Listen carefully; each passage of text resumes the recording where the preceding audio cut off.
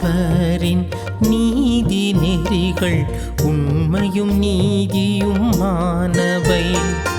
ஆண்டவரின் நீதி நெறிகள் உண்மையும் நீதியும் மானவை. ஆண்டவரின் திருச்சட்டம் நிறைவானது, அது புத்துயிர் அளிக்கின்றது. ஆண்டவரின் ஒழுங்குமுறை நம்பத்தக்கது, எளியவருக்கு அது ஞானம் அளிக்கின்றது. ஆண்டவரின் நியமங்கள் சரியானவை, அவை இதயத்தை மகிழ்விக்கின்றன. ஆண்டவரின் கட்டளைகள் ஒளிமயமானவை, அவை கண்களை ஒளிர்விக்கின்றன.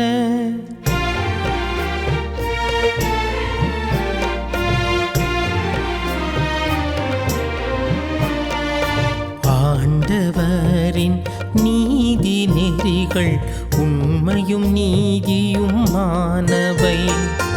ஆண்டவரின் நீதி நெறிகள் உண்மையும் நீதியும் மானவை. கிறிஸ்து இயேசுவின் இதய உறவில் வாழும் அன்பு உள்ளங்களே, தினம் ஒரு திருப்பாடல் என்னும் இந்நிகழ்வின் வாயிலாக உங்களை சந்திப்பதில் மனம் மகிழ்கின்றது. இன்றைய திருப்பாடலின் வாயிலாக எங்களது சிறிய சிந்தனையையும் உங்களது சிறிய நேரத்தையும் ஒன்றாக செலவிடவிருக்கின்றோம். தினம் ஒரு திருப்பாடல் என்னும் இந்நிகழ்வில் இன்று நாம் பார்க்கவிருக்கும் திருப்பாடல் எண் 19. இத்திருப்பாடல் நமக்கு தெரிந்தது போல தாவீது அரசரால் பாடப்பட்டது. ஆனால் இது தாவீது அரசரின் மட்டுமல்லாமல், அவரது வாழ்வு நிலையை மட்டுமல்லாமல், அவர் கண்களில் பார்க்கின்ற இறை பற்றுள்ள மக்களை பற்றிய பாடலாக அமைகின்றது. அதாவது தாவீது அரசர் யாரெல்லாம் இறைவன் மீது அன்பு கொண்டுள்ளார்கள், அப்படி அன்பு கொண்டு இருந்தால் எப்படி வாழ்ந்திருப்பார்கள், இத்தகைய இறைவன் மீது அன்பு கொண்டு வாழ்ந்திருந்த மக்கள் எத்தகைய இறைவன் அன்பை பெற்று இருப்பார்கள் என்கின்ற இந்த 3 நிலைகளை எடுத்துரைக்கின்றது. இந்த திருப்பாடல் மிகவும் அழகான சுவாரஸ்யமான ஒரு பாடல்.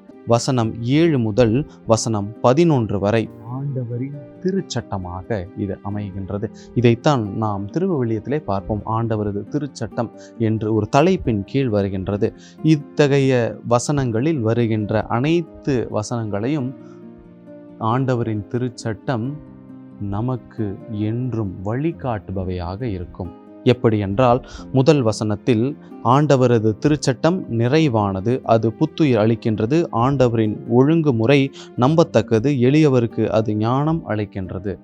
இத்தகைய வார்த்தைகளில் நாம் எதை குறிப்பிட்டு பார்க்கிறோம் என்றால், ஆண்டவர் திருச்சட்டம், ஆண்டவரின் சட்டம் நமக்கு வழிகாட்டுகின்றது, புத்துயிர் அளிக்கின்றது. அதாவது நம் உடலுக்கும் மனதுக்கும் புத்துயிர் அளிக்கின்றது, நம்பத்தக்கது. நாம் ஒரு துளி சந்தேகமில்லாமல், ஒரு துளி ஐயமில்லாமல் நம்மை நம்புவது போல நாம் முழுமையாக கடவுளை நம்ப அவர் நமக்கு நம்பிக்கையாளராக இருக்கின்றார் என்று எடுத்துரைக்கிறது.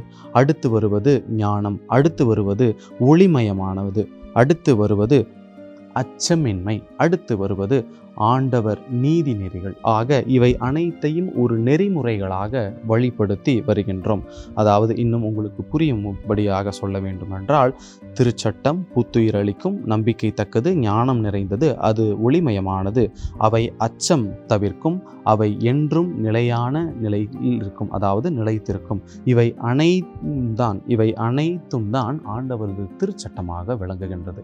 ஆதலால் ஒழுங்குமுறைகள் வழியாக ஆண்டவர் நம்முடன் வாழுகின்றார் என்று நெறிப்படுத்துகின்றது. அடுத்ததாக 3ஆம் நிலையாக நம் உள்ளங்கள் எத்தகையது என்பதுதான் நம்மை நாமே நெறிப்படுத்தி கொள்வதை பற்றிதான். அதாவது இன்னும் சொல்ல வேண்டும் என்றால், நாம் எப்படிப்பட்ட வாழ்வை வாழ வேண்டும் என்பதை பற்றி தான் எடுத்துரைக்கின்றது.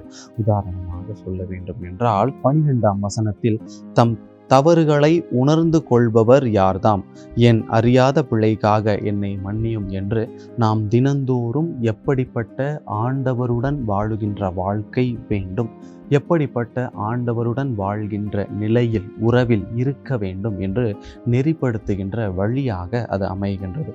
இதுக்கு முந்தைய வசனம் பொன்னும் பொருளும் அதெல்லாம் அனைத்தும் தேவையில்லை, ஆண்டவரது வார்த்தை தேன் போன்றது, இயற்கை போன்றது, இயற்கையிலிருந்து விளையக்கூடிய உண்மையான உணவு போன்றது. ஆக உண்மை நிறைந்த கடவுளை, உண்மை உணவை வழங்குகின்ற கடவுளை நாமும் உண்மையாக முழு மனதுடன் எந்த ஒரு ஐயமும் கலக்கமும் இல்லாமல் ஏற்றுக்கொண்டு வாழ்கின்ற வாழ்வை தேடி நாம் செல்ல வேண்டும் என்பதை பற்றி தான் இன்றைய திருப்பாடல் முழுவதுமாக கோர்வையாக கூறுகின்றது. அதனால் தான் முன்பே கூறினேன், இது மிகவும் இனிமையான பாடல். இறைவன் எப்படிப்பட்டவர் என்று பார்த்தோம், அவர் எத்தகைய வழிகளை நமக்கு காட்டுகின்றார் என்று பார்த்தோம். அவர் எத்தகைய வழிகளை காட்டுபவராக இருந்தால் எத்தகைய வாழ்வை தருபவராக இருத்தல் வேண்டும், இதை பற்றி தான் தாவீது அரசனும் பார்த்திருக்க வேண்டும். இப்படிப்பட்ட மக்கள் இறைவன் அன்பை பெற்று வாழ்ந்திருக்கின்றார்கள் என்று பார்த்திருக்க வேண்டும். அவர் இந்த திருப்பாவை ஏற்றியிருக்க வேண்டும். நம்மையும் இறைவன் அப்படி வாழ தினமும் அழைக்கின்றார். இன்று மட்டுமல்ல, நாளை மட்டுமல்ல, வருகின்ற வாழ்கின்ற எல்லா காலங்களிலும் இறைவன் இப்படி நம்மை வாழ அழைக்கின்றார். ஆக அவரது அன்பை உணர முதலில் அவரை ஏற்றுக்கொண்டு வாழ்பவர்களாக இருக்க வேண்டும். நாமும் இனி நம்முடைய வாழ்வில் தினந்தோறும் இறைவனை ஏற்றுக்கொள்வதன் மூலம், அவருடைய உண்மை நிலையை அறிந்து கொள்வதன் மூலம் நாமும் அவருடன் ஒன்றாக வாழ்வோம். ஜெபம்.